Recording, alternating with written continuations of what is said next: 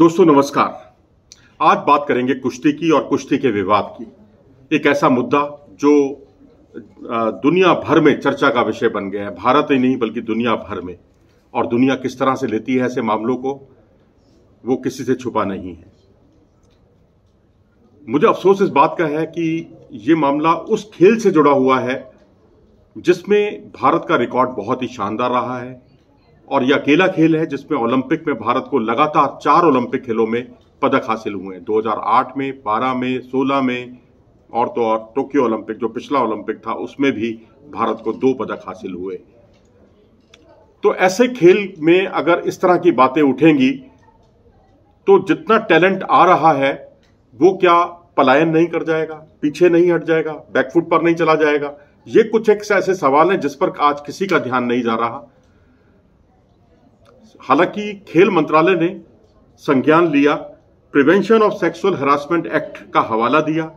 23 जनवरी को जब पिछली बार पहलवान धरने पर बैठे थे तब खेल मंत्रालय ने तमाम खेल फेडरेशनों को एक पत्र जारी किया था और उस पत्र में ये इच्छा जाहिर की थी कि वो अपने यहाँ इंटरनल कंप्लेंट कमेटी को बनाएं ताकि इस तरह की घटनाएं जो हैं उन पर अंकुश लगाया जा सके और मामला किसी भी यौन शोषण से संबंधित मामला सीधा सुप्रीम कोर्ट तक ना पहुंच जाए, फेडरेशन के लेवल पर ही खत्म हो जाए। लेकिन फेडरेशन के लोग ही अगर उसमें इन्वॉल्व हों, जैसा कि आरोप है पहलवानों का, क्या सत्यता है अभी उस बारे में हम नहीं जाएंगे और जाना भी नहीं चाहिए जब मामला कोर्ट में है।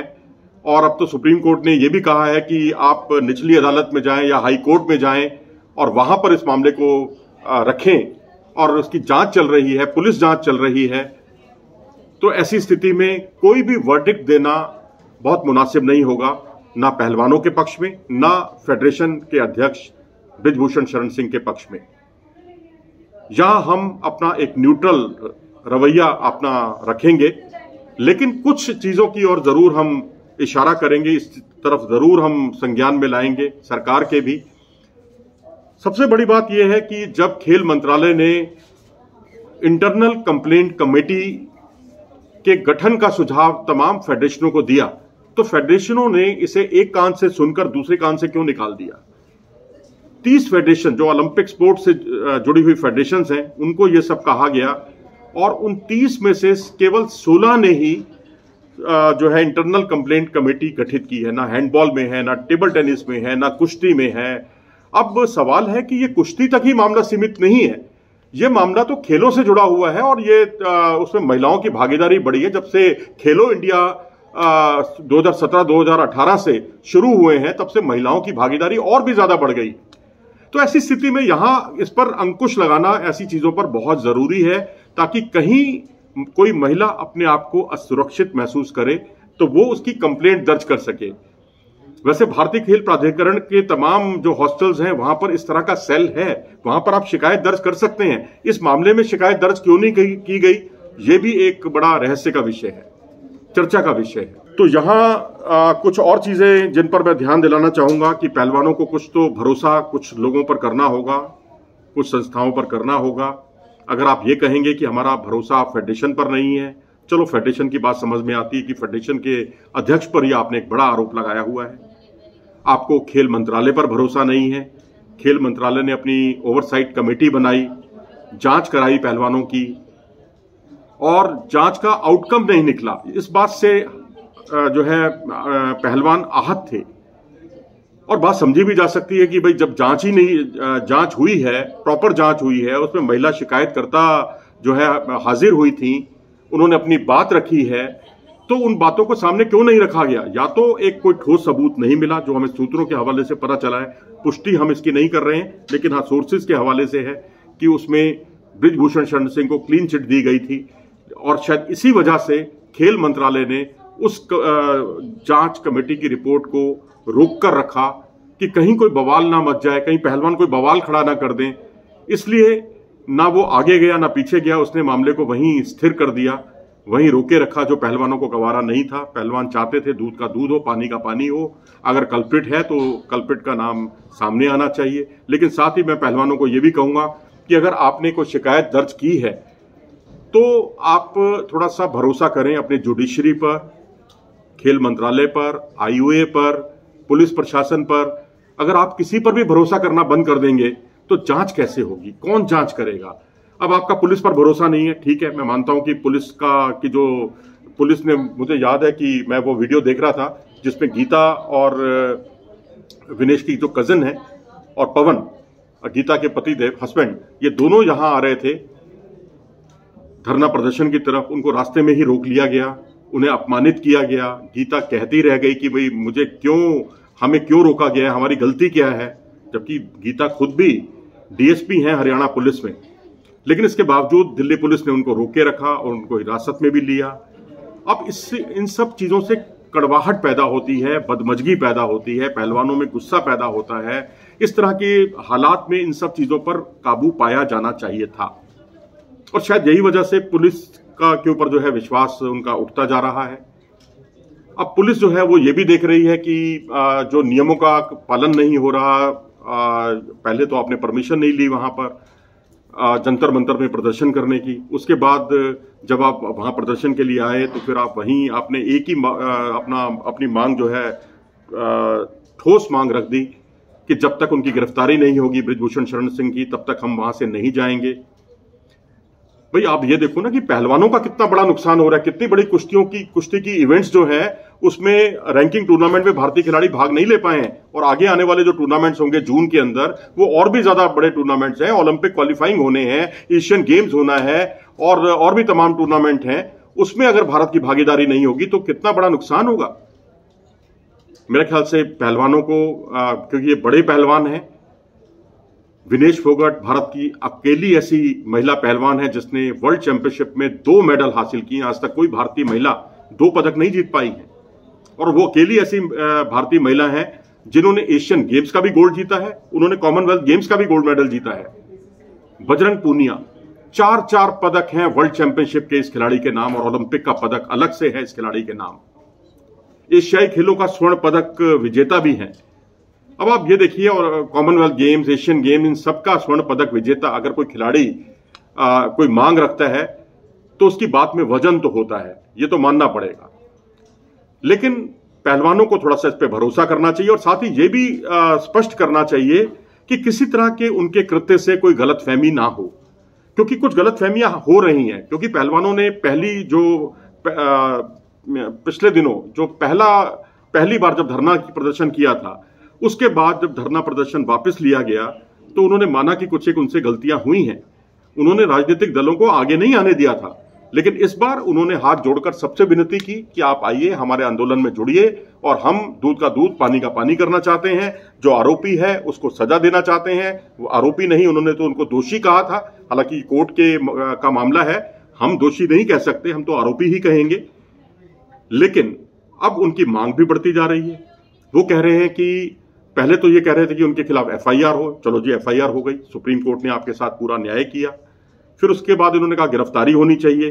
अब देखिए, गिरफ्तारी का मामला तो कोर्ट में है, मामला तो अभी जब तक इसकी जांच पूरी नहीं होगी उसके बाद ही पता चलेगा कि उनकी गिरफ्तारी होगी या नहीं होगी। लेकिन अब मांग ये कर रहे हैं कि उनकी जो संसद की सदस्यता है बतौर सांसद, वो उसको रद्द किया जाए, किसी भी तरह की सरकारी प्रिविलेज से उनको अलग किया जाए, बेदखल किया जाए। भाई ये कैसे मुमकिन है? देश का अपना संविधान है, अपने संवैधानिक तरीके से वो चुनकर आए हैं। कैसरगंज की जनता के साथ क्या ये विश्वासघात नहीं होगा? कैसरगंज की जनता ने उन्हें सर्वसम्मति से अपना सांसद, अपना सदस्य चुना है। देखिए, वो सब बातें तो भावावेश में कही गई हैं, मैं समझता हूं, लेकिन कुछ जो गलतफहमियां हो रही हैं उससे बचना होगा। मैं फिर अपनी बात दोहरा रहा हूं। आपने तो हालांकि मैं इसके लिए आपको दोषी नहीं मानूंगा, पहलवानों को दोषी नहीं मानूंगा, उनका कोई कसूर भी नहीं है इस मामले में कि वो जो राजनेता, बड़े बड़े राजनेता वहां आ रहे हैं धरना प्रदर्शन पर, उन्होंने बिल्कुल ऐसा नहीं कहा पहलवानों ने कि आप जो है प्रधानमंत्री जी के खिलाफ बोलिए, आप योगी जी के खिलाफ बोलिए।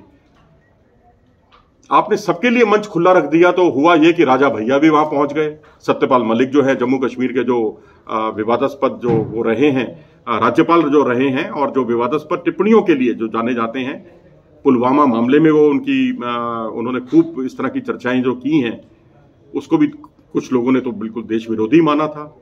उन्होंने तो भारत सरकार को जिम्मेदार ठहरा दिया था कि उनकी लापरवाही सामने आई थी। अब ऐसे लोग जो आते हैं धरना प्रदर्शन पर और आकर प्रधानमंत्री के लिए बड़ी बड़ी बातें करते हैं, उल्टा सीधा बोलते हैं, और उसके अलावा जो है सत्यपाल मलिक के अलावा जो पप्पू यादव हैं, जिन्होंने योगी आदित्यनाथ के खिलाफ जो कुछ बोला वो किसी से छुपा नहीं है, सबके सामने है। उदित राज आते हैं, वो बहुत कुछ बोलते हैं प्रधानमंत्री के खिलाफ। तो गलतफहमियां पहलवानों के बारे में होना बहुत लाजमी है और मैं समझता हूं इन गलतफहमियों से बचना चाहिए, क्योंकि उनका जो पदक है उस पदक के पीछे भारत सरकार की साधना भी छिपी हुई है, भारत सरकार के प्रयास भी छिपे हुए हैं। क्योंकि भारत सरकार टॉप्स के माध्यम से जो उनकी योजना है पहलवानों को मदद करती है, उनके उपकरणों से लेकर उनके लिए जो कोचिंग सेंटर्स हैं कोचिंग उपलब्ध करवाती है, विदेश में जाने का उन्हें एक्सपोजर देती है ज्यादा से ज्यादा। तो आप सरकार के खिलाफ तो नहीं जा सकते और पहलवान खिलाफ है भी नहीं, क्योंकि मेरी इनसे लगातार मैं उनके टच में हूं, संपर्क में हूं। पहलवान भी सरकार के खिलाफ नहीं है, लेकिन गलतफहमियां यही जाती हैं, मैसेज यही जाता है कि आपने राजनीतिक दलों को आमंत्रित किया उनके लिए और उन्होंने आकर जो है यहां जो कुछ प्रधानमंत्री के खिलाफ, योगी आदित्यनाथ के खिलाफ या तमाम तरह की अपनी भड़ास निकाली, उसके लिए आपने एक मंच उनको मुहैया कराया। ये जाने अनजाने ये गलती हुई है। मुझे लगता है इस गलती से बचना चाहिए, संभलना चाहिए। इस मामले को हरियाणा वर्सेस यूपी का भी रंग दिया गया, इस मामले को बीजेपी वर्सेस कांग्रेस का भी रंग दिया गया, क्योंकि यहां पर काफी जितनी संख्या में कांग्रेसी नेता आ रहे हैं उतनी संख्या में या आम आदमी पार्टी के लोग आ रहे हैं। अब कांग्रेस के जो नेता हैं अगर आप देखें तो प्रियंका गांधी वहां पर मौजूद थी, लेकिन मैं आपको क्लियर कर दूं कि प्रियंका गांधी का संबंध कुश्ती से बहुत करीबी रहा है, उनका परिवार कुश्ती प्रेमी रहा है।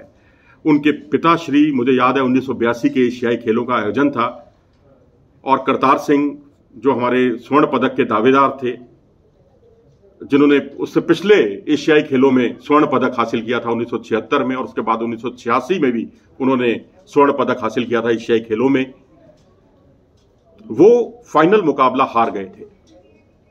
और उसके बाद कुश्ती होने वाली थी सतपाल पहलवान की। राजीव गांधी सतपाल पहलवान के पास गए, उनसे मिले, उनके कंधे पे हाथ रखा और उनको कहा कि पहलवान मुझे गोल्ड चाहिए। तो ये अपने आप में दर्शाता है उनके कुश्ती के प्रति प्रेम का। और इतना ही नहीं, मोतीलाल नेहरू, पंडित नेहरू के पिताश्री, वो बहुत बड़े कुश्ती प्रेमी रहे हैं। गामा पहलवान के साथ वो बाहर गए और यूरोप की उन्होंने कई पहलवानों के साथ यात्राएं की। तो अब प्रियंका गांधी जानती हैं या नहीं जानती ये तो मुझे नहीं मालूम, लेकिन उनके परिवार का कुश्ती से बहुत करीबी संबंध रहा है। इसलिए भी शायद कांग्रेस वर्सेस बीजेपी इस पूरे मामले को देखा गया, जबकि पहलवानों ने तो बीजेपी के लोगों को ये नहीं कहा कि आप यहां ना आइए। कांग्रेस के नेताओं को उन्होंने कोई चिट्ठी लिखकर नहीं बुलाया, कोई कार्ड उन्होंने नहीं छपाया कि यहां सिर्फ कांग्रेस और आम आदमी पार्टी के लोग ही आएंगे, यहां तो बीजेपी के लोग भी आ सकते हैं। लेकिन अब अनुराग ठाकुर ने जो अपील की है कि जांच को निष्पक्ष होने में आप सहयोग करें, पहलवानों से उन्होंने ये अपील की है। और उन्होंने तो अपना जो ओवरसाइट कमेटी थी उसके जांच का दायरा बढ़ाने की भी पेशकश की थी, लेकिन विनेश फोगट ने जैसा कहा कि हमें अब मंजूर नहीं है, अब हमारा भरोसा उन पर टूट गया है। लेकिन एक साथ में मैं एक सलाह ये भी देना चाहूंगा कि परिवार की जो संस्था है बहुत बड़ी संस्था होती है, जो सुख दुख में आपके काम आती है। परिवार पर से अपना भरोसा मत हटाएं। कुछ विनेश ने टिप्पणियां की अपनी बहन बबीता के लिए, और बबीता ने टिप्पणियां की क्योंकि बबीता पर सवाल इसलिए भी उठते हैं क्योंकि वो बीजेपी से जुड़ी हुई हैं। जब प्रियंका गांधी आई तो उनके जो सेक्रेटरी थे, निजी सचिव थे, उन पर भी उन्होंने निशाना साधा। उन्होंने कहा कि एक दलित महिला को उन्होंने बहुत ही छोटे दर्जे की औरत कहकर जिक्र किया था। इसके अलावा भी उन्होंने कहा कि उन पर तो खुद ऐसे आरोप लगे हुए हैं। तब विनेश फोगट जो है बौखला गई थी, उन्होंने कहा कि नहीं, बबीता को ये बातें नहीं करनी चाहिए, हमारे आंदोलन को कमजोर ना करें। तो मुझे लगता है ये परिवार के बीच में जो है ना इस तरह की कड़वाहट या कटुता से उन्हें बचना चाहिए, किसी को भी बचना चाहिए। और बबीता को भी मैं समझता हूं कि इस तरह की टिप्पणियों से परहेज करें, क्योंकि परिवार की संस्था सर्वोपरि है, उससे बढ़कर कुछ नहीं है। पॉक्सो के गंभीर आरोप लगे हैं और जुडिशरी पर मैं कहूंगा कि इस बारे में सवाल ना उठाया जाए। हमें अपनी न्यायपालिका पर भरोसा होना चाहिए। अगर बृजभूषण शरण सिंह दोषी हैं तो उनको सजा जरूर मिलेगी। अगर वो दोषी नहीं हैं और किसी साजिश के तहत उन पर यह आरोप लगाए गए हैं तो उनको बाइज्जत बरी भी किया जाएगा। तो अभी हम उन विवादों में नहीं पड़ रहे हैं। हमें कुल मिलाकर कहना यही है कि खेल का नुकसान ना हो, कुश्ती का नुकसान ना हो, पहलवानों का नुकसान ना हो। अगर पहलवान यहीं जंतर मंतर पर पड़े रहेंगे, न्यायिक प्रक्रिया में तो कई साल लग जाते हैं। कई फैसले 18-18, 19-19 साल तक चले हैं ऐसे ही मामलों के, जहां आरोप लगाए गए थे और 17-18 साल लग गए। और अगर मान लो कुश्ती से जुड़े हुए बिरादरी, आज कई कुश्ती लोग प्रेमी जनता वहां आती है, कुश्ती जो पहलवान है वो भी आ रहे हैं। पिछली बार जो पहलवान आए थे उसमें कुछ पहलवान नहीं आए, उन्होंने अपने करियर पर ज्यादा ध्यान देना मुनासिब समझा और कुछ विवाद में पड़ना नहीं चाहते थे। खैर, मामला कुछ भी हो, हम उस तह में नहीं जा रहे हैं कि कौन सही है कौन गलत है, और ये हमारा कहने का कोई अधिकार भी नहीं है, क्योंकि ये अब कोर्ट का फैसला है और कोर्ट को ही इस बारे में संज्ञान लेना है और कोर्ट ही इस बारे में अंतिम फैसला करेगी। लेकिन कुश्ती प्रभावित हो रही है, इस पर हम एक अलग से वीडियो जरूर करेंगे, और साथ में राजनीतिक परिणाम या राजनीतिक कारण क्या रहे और क्यों प्रधानमंत्री को यहां बीच में लाया जा रहा है, और क्यों ये कहा जा रहा है, ये आरोप लग रहे हैं कि बृजभूषण शरण सिंह को बचाया जा रहा है। इन सब तमाम आरोपों प्रत्यारोपों पर हम चर्चा करेंगे अगले वीडियो में। नमस्कार, अपना ख्याल रखिएगा, खुश रहिएगा। नमस्कार।